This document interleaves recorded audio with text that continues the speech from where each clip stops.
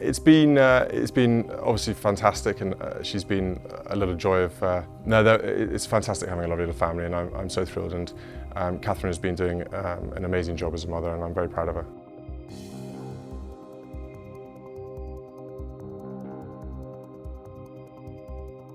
By the way, you be careful what you say now, because these guys, they're filming. I know. Princess Charlotte has spent most of her childhood at Kensington Palace, growing up under the watchful eyes of the world. From her first day of school to public royal outings, she has always charmed the public with her confidence and grace. But now, she has surprised everyone by saying goodbye to the home she has always known. The move has sparked curiosity, leaving many wondering about the real reasons behind this unexpected change. Could this decision shape her future in ways no one expected? Join us as we uncover this big surprise and what this move really means for the princess. The unexpected goodbye. Princess Charlotte was a familiar presence at Kensington Palace, the place she had always called home. Then, just like that, she was gone. And when a member of the royal family makes a move, it's never just about packing bags. Every decision is carefully thought out, and Charlotte's departure from Kensington Palace was no different. After all, Kensington Palace isn't just any home, it's a historic symbol, a place where generations of royals have lived. It was a moment that left many wondering why the sudden move away from the grand royal residence where she had spent most of her childhood.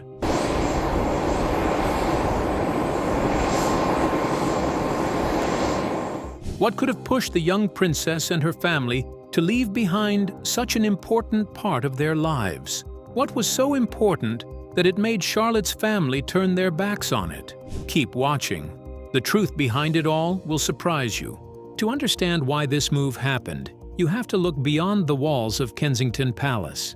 Charlotte wasn't just leaving a building, she was stepping into a new phase of her life. And that meant a change in surroundings, a shift in lifestyle, and most importantly, a fresh start in a place that better suited her family's needs. The answer lies in Windsor. More specifically, Adelaide Cottage, a charming but lesser-known royal residence hidden within the vast Windsor estate. This was the new home of Prince William, Princess Catherine, and their children.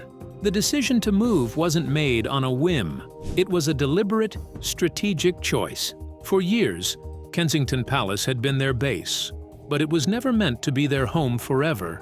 They had long been searching for something different, something more private, more grounded, and most importantly, more suited to the life they envisioned for their children. And for Charlotte, this move was more than just about changing addresses. It meant leaving behind a world she had grown up in, a world filled with royal traditions, public events, and the ever-present cameras that followed her family's every move. Kensington Palace had been her safe space, the place where she took her first steps, celebrated birthdays, and played with her older brother, Prince George, and younger brother, Prince Louis. She knew its hallways like the back of her hand, but as she grew older, so did the realities of being a young royal. The constant public attention was becoming harder to ignore, and Windsor offered something Kensington Palace never could: a quieter, more shielded upbringing. But was this move really all about privacy, or was there something deeper behind it? While most children grow up without much fuss about where they live, that's not the case for a young royal. Princess Charlotte's departure from Kensington Palace was a reflection of the deliberate choices her parents, Prince William and Princess Catherine, made for their children. They weren't just looking for a new house, they were shaping Charlotte's future. And for them, privacy, stability, and a sense of normalcy were at the heart of this decision. Kensington Palace is one of the most recognizable royal residences in the world. It's a place rich in royal history, from Queen Victoria's childhood to the late Princess Diana's iconic years. The palace has been home to some of the most famous members of the royal family. But for the young Cambridge children, it also came with challenges. The public attention was relentless. Even though the royal family tries to give their children as normal a life as possible, it's difficult when you're living in a place where tourists gather outside daily, hoping to catch a glimpse of royalty. The palace isn't just a home, It's a working royal residence. Government officials, foreign dignitaries, and palace staff are constantly in and out. The comings and goings of royal duties meant that privacy was always limited. For Charlotte, this meant growing up in an environment where public life and private life constantly overlapped. At Kensington, security was always high. Charlotte and her brothers couldn't step outside without careful planning. There were strict routines to ensure their safety. And even the palace gardens, though beautiful, were not truly private. While Charlotte was too young to fully grasp the weight of royal life. No, it's fantastic having a lovely little family, and I'm so thrilled. And Catherine has been doing an amazing job as a mother, and I'm very proud of her. Her parents knew that as she grew older, the public attention would only intensify. The move to Windsor was a way to give her a childhood that felt less like living in a glass house. But privacy wasn't the only reason behind the move. There was another, more practical factor: Charlotte's education. It's no secret that education plays a massive role in the lives of royal children. They don't just attend any school. Their education is carefully selected to ensure they receive the best possible start in life. Charlotte's schooling had already followed a carefully laid out plan, beginning with Wilcox Nursery School when she was just 2 years old. Princess Charlotte started her first day of nursery school today. This wasn't just any nursery, it was an exclusive private school that focused on building confidence and character, something her parents valued deeply. Later, Charlotte joined her older brother Prince George at Thomas's Battersea, a prestigious preparatory school in London known for its high academic standards and emphasis on kindness and empathy. The school was a good fit for her, providing a balance between tradition and modern skills, with subjects ranging from French and computing to music, drama, and ballet. Her time at Thomas's Battersea played a huge role in shaping her, and it was here that she developed her famously confident personality. But then came the big change. In 2022, Charlotte and her brothers moved to Lambrook, a highly regarded independent preparatory school in Berkshire. This move aligned with the family's relocation to Adelaide Cottage in Windsor. Welcome, George. Welcome to Lambrook. Hello, Louis. Welcome. And welcome, Charlotte. Lovely to have you with us. Making it easier for the children to attend school without the long daily commute from Kensington Palace to London. Lambrook School boasts exceptional academics and stunning grounds, spanning 52 acres, offering students an all-rounded education with a strong emphasis on outdoor activities. Unlike their previous London-based school, Lambrook allowed Charlotte and her brothers to have a more active and independent school life. Here, they could enjoy activities like horse riding, swimming, golf, and even beekeeping. These were experiences that weren't as accessible in the middle of London. Charlotte's parents believed that this school would give her the best balance between education and personal growth. While Kensington Palace offered a structured royal life, it didn't provide the countryside freedom that Lambrook and Windsor could. Here, Charlotte could enjoy a childhood with fewer restrictions, where she could run, explore, and play outside without constant security concerns. Beyond the academics, there was another reason why Lambrook was chosen. The school's values aligned with what William and Kate wanted for their children. It wasn't just about excelling in subjects. Lambrook focused on building kind, responsible individuals. Their approach emphasized character development, independence, and resilience, qualities that Charlotte, as a royal, would need in abundance. But moving schools was no small adjustment for Charlotte. She had to leave behind friends she had grown close to at Thomas's Battersea. It was a bittersweet transition, exciting but also challenging. However, the presence of her brothers, George and Louis, made it easier.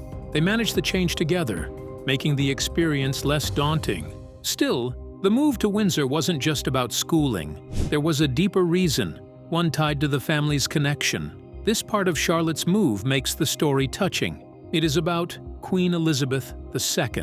What impact did the move to Windsor have on Charlotte's relationship with her great-grandmother, the late Queen Elizabeth? Keep watching, because this part of the story is something you won't want to miss. A special bond with the late Queen. Moving to Windsor wasn't just about a change of scenery or a better school. It was about something far more meaningful. For Charlotte, it was a chance to be closer to her great-grandmother, Queen Elizabeth II.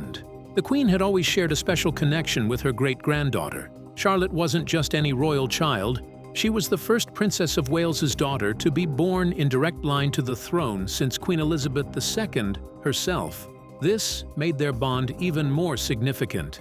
The Queen had always taken a particular interest in Charlotte, seeing in her a young royal who could one day play an important role in the monarchy. Before the move, the Queen spent most of her time at Windsor Castle, especially in her later years.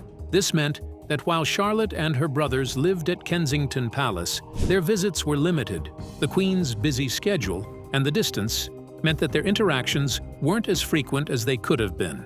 But once the family moved to Adelaide Cottage, things changed. Charlotte was now just a short drive or even a walk away from her great-grandmother. The closeness allowed her to spend much more time with the Queen, something that wouldn't have been possible if they had stayed in London. Family insiders often spoke about how much the Queen enjoyed Charlotte's company. Charlotte had a natural confidence, a sharp wit, and an understanding of royal traditions that impressed even the monarch. The Queen saw a lot of herself in Charlotte, a young girl growing up in the royal spotlight, learning how to balance duty with personality. One of the sweetest moments between them was their shared love for horses. It's properly black, isn't it? Oh, not so possible. The Queen had been passionate about equestrian sports since she was a child, and she was thrilled when she saw that Charlotte shared the same enthusiasm. Charlotte began horse riding at a young age, and during her time in Windsor, she was able to ride more frequently, often under the watchful eye of her great-grandmother. It wasn't just horses, though. Charlotte also inherited the Queen's love for corgis. It's well known that Queen Elizabeth adored her pet corgis, and Charlotte would often spend time playing with them during her visits to Windsor Castle. The Queen loved watching Charlotte interact with the dogs, as it reminded her of her own childhood. But the most touching aspect of their relationship was the Queen's effort to prepare Charlotte for her future role. The Queen knew what it was like to be a young royal under the public's gaze, and she wanted to guide Charlotte in a way only she could. Whenever Charlotte visited, the Queen would share small lessons about royal traditions, the importance of service, and what it truly meant to be part of the monarchy. Even at a young age, she showed an understanding of responsibility beyond her years. Charlotte's bond with her great-grandmother was something truly special, and those moments in Windsor became some of the most cherished in her early life. But as we know, life can be unpredictable, and this deep connection would soon become even more significant. When Queen Elizabeth II passed away in September 2022, the entire nation mourned. Queen Elizabeth had passed away, aged 96. I, like the rest of the world, am so sad tonight. But for Charlotte, it was more than just the loss of a monarch. It was the loss of a beloved great-grandmother. The news of the Queen's passing shook the royal family, and while Charlotte was young, she fully understood the gravity of the moment. Unlike many children her age, she had spent years observing royal ceremonies, attending public events, and witnessing firsthand the reverence the world had for her great-grandmother.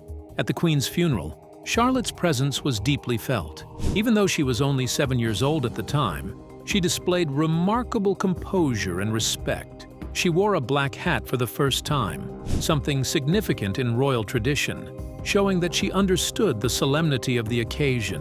One of the most touching moments was when Charlotte was seen whispering to her older brother, Prince George, reminding him of royal protocol. She was heard telling him, "You have to bow." This small yet profound moment showed just how much she had absorbed from her great-grandmother's teachings. She wasn't just attending the funeral, she was actively honoring the Queen's legacy. The loss of the Queen changed many things for the royal family. For Charlotte, it marked the end of a deeply personal connection, but also a turning point in her own journey as a royal. She had spent precious time with her great-grandmother in her final months, learning lessons that would stay with her for the rest of her life. After the Queen's passing, life at Windsor carried on, but there was a noticeable shift. The family was still adjusting to their new home, but now they had to do so without the presence of the Queen nearby. Charlotte, who had always been close to her great-grandmother, found herself in a different phase of royal life. Her parents made sure that she had the space to grieve while also keeping her engaged in school and activities that would help her adjust. Adelaide Cottage was now truly home, but the move had brought more than just a change of address. Charlotte had settled into Lambrook School, made new friends, and fully embraced the countryside lifestyle. But perhaps one of the most interesting aspects of this new chapter was Charlotte's growing confidence. Those who saw her at school and royal events noted how she had become even more self-assured. She was developing into a young royal who was not only comfortable in her role, but also aware of the significance of her position. At public events, Charlotte's presence became even more noticeable. She was no longer just Prince George's little sister. She was making a name for herself. From confidently shaking hands with dignitaries to engaging with the public at royal outings, she showed a maturity that impressed many. Her parents, William and Kate, had always been keen on giving their children a well-rounded upbringing. They encouraged Charlotte to pursue her interests, whether it was ballet, sports, or learning new skills. The time she spent with the Queen had left a lasting impact, and even as she adjusted to her new life, she carried those lessons with her. Keep watching, because her story is far from over. Princess Charlotte's adjustment to her new life. After leaving Kensington Palace, Princess Charlotte's world changed in more ways than one. While the royal residences in London were familiar and comfortable, the move to Windsor introduced a new lifestyle, one that was quieter, more private, yet still deeply connected to royal traditions. Unlike the grandeur of Kensington, Adelaide Cottage offered a more relaxed setting, giving Charlotte and her brothers a chance to enjoy childhood with fewer prying eyes. One of the biggest shifts was how her daily routine evolved. At Kensington, the structure of royal life was more rigid. The palace was filled with staff, security, and constant activity. But at Windsor, life felt different. The family could take leisurely walks without cameras constantly flashing. Charlotte could hop on her bike and ride around the estate with George and Louis, something that was almost impossible in London without attracting media attention. Of course, the move didn't mean complete freedom. Royal security was still a major factor. There were still guards, protocols, and measures to ensure the children's safety. But it was different. The security presence at Adelaide Cottage was far less intrusive than in London. There were no formal processions or frequent public engagements for Charlotte yet, so her life at Windsor allowed her to blend into a more normal childhood, at least as normal as it could be for a princess. Even within the royal family, the shift was noticeable. Charlotte's bond with her great-grandmother, Queen Elizabeth II, became even more special. The Queen had been spending most of her time at Windsor Castle, just a short drive away from Adelaide Cottage. This meant more spontaneous moments with her great-grandmother, rather than just formal visits to Buckingham Palace. But the biggest question remained: how did Charlotte herself feel about the move?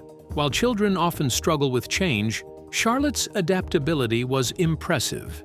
She was leaving behind a place she had known all her life, but she approached it with curiosity rather than hesitation.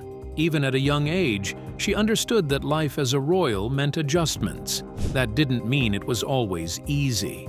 Charlotte had built friendships at Kensington. She was used to certain routines, familiar faces, and favorite spots around the palace. Excuse me, sir. Moving away from that took some getting used to, but her natural confidence and charm made the transition smoother than one might expect.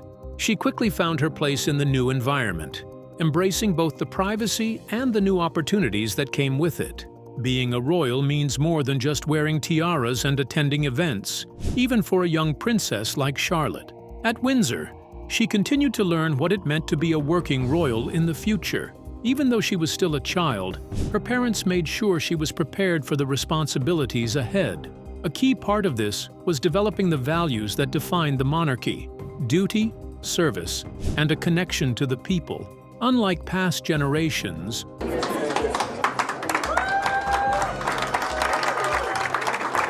where royal children were often kept at a distance from the public, William and Kate wanted Charlotte and her brothers to have a different experience.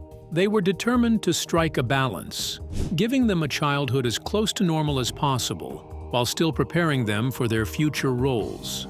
Charlotte, with her natural poise, was already showing signs of being a strong royal figure. She had often been seen correcting her brothers in public, reminding them of protocol, and even playfully guiding Louis during major events. It was clear that she wasn't just following along, she was already understanding the expectations placed upon her. But at Windsor, the focus wasn't just on royal duties. Education remained a top priority. Unlike her father and uncle, who attended boarding school from a young age, Charlotte was experiencing a different approach to royal education. The goal was to provide a structured yet nurturing environment, ensuring that she was not just book-smart, but also well-rounded and grounded in reality.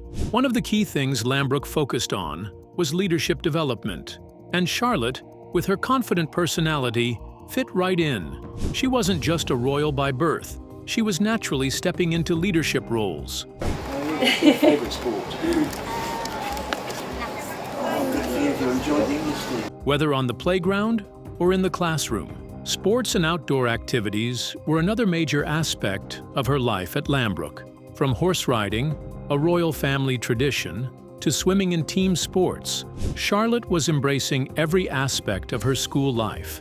Her parents encouraged her participation in these activities, knowing that building character outside the classroom was just as important as excelling inside it. And then there was the social aspect.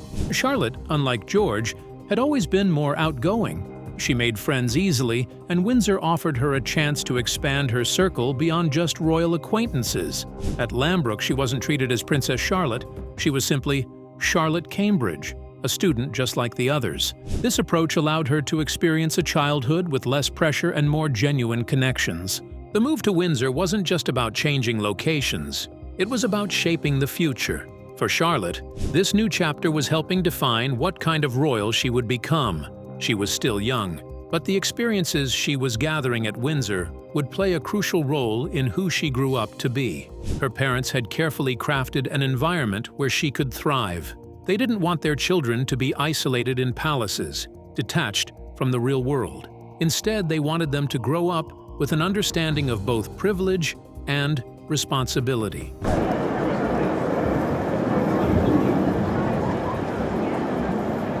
Charlotte's time at Windsor was doing exactly that. It was helping her see what it meant to be a royal in the modern world, one that balances tradition with change. She was learning how to be a leader while still being relatable, and how to embrace royal duties without losing a sense of self. And though she had said goodbye to Kensington Palace, this wasn't a loss.